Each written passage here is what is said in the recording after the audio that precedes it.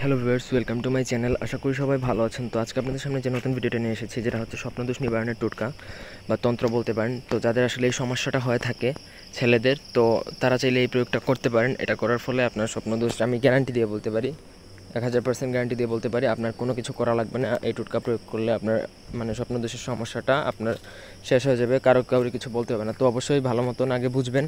আর আমি আরেকটা কথা বলে রাখি, যে কোনো ধরনের মন্ত্র তো এক ধরনের বিষয়, বা তাবিজ এক ধরনের বিষয়, কিন্তু তন্ত্রক্রিয়া করার পূর্বে প্রথমত আপনাকে গুরুমন্ত্র জপ করতে হবে। গুরুমন্ত্র ব্যতীত কোনো কাজ যদি করেন তাহলে কাজ 100% বিফল হবে। কষ্ট করেও করবেন, তন্ত্রক্রিয়া কিন্তু অনেক কষ্ট, কিন্তু কাজ অনেক ভালো মতন হয় যদি আপনার গুরুমন্ত্র জানা থাকে।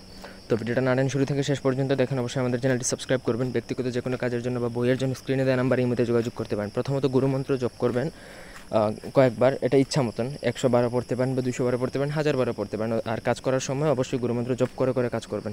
রাত্রে ঘুমাবার আগে যদি আপনি নিজের মায়ের নাম, আপনার নিজের মাতা, তার নাম স্মরণ করেন, এবং যদি আপনার মায়ের নামটা যদি লিখে একটু করে কাগজে লিখে যদি বালিশের নিচে রেখে যদি আপনি ঘুমান, আমি গ্যারান্টি দিয়ে বলতে পারি আপনার কোনো দিন ওই রাতে কিন্তু স্বপ্নদোষ হবে না। এটা আপনার প্রতিনিয়ত করে যেতে হবে।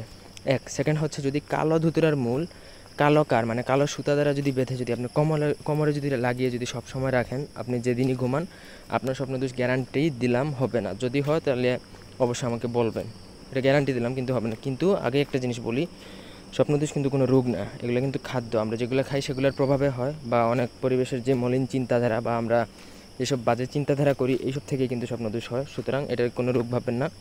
তো আশা করি বুঝতে পেরেছেন। নিজের মায়ের নাম অথবা কালো ধুতুরা রোজ কালো সুতা দ্বারা বেঁধে যদি আপনি কোমরে রাখেন তাহলেই হবে, অথবা মায়ের নাম বালিশের নিচে লিখে রাখতে হবে, এটুকুই। আর গুরুমন্ত্র জপ করতে হবে। ধন্যবাদ সবাইকে, আল্লাহ হাফেজ।